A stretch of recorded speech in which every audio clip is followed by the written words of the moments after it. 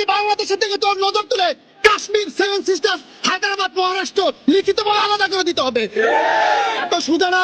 আপনারা কথায় কথায় ভয় দেখাবেন না বাংলাদেশকে, কথা বুঝতে পেরেছেন? আমরা ইন্ডিয়াকে ডরাই না। হাতি নামের বিপ্লবী হাতি ব্রিগেড গঠন করা হবে।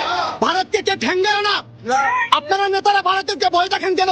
আমরা যদি কিছু করি তাহলে ইন্ডিয়া নাকি আমাদেরকে হামলা করবে। আরে ভাই, এটা গ্লোবালাইজেশনের যুগ। ইন্ডিয়া আমাদের কিচ্ছু ছিঁড়তে পারবে না।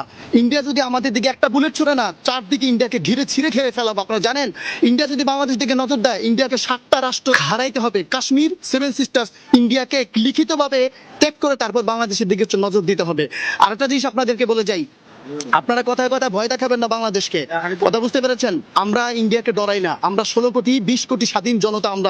আমরা যেই জাতি নিজেদের স্বাধীনতার জন্য, ভাষার জন্য এবং পরবর্তীতে স্বাধীনতাকে রক্ষা করার জন্য জুলাইতে ছোট ছোট শিশুরা যেখানে আত্মত্যাগ করেছে, সেখানে ইন্ডিয়াকে ভয়ের কিছু নাই।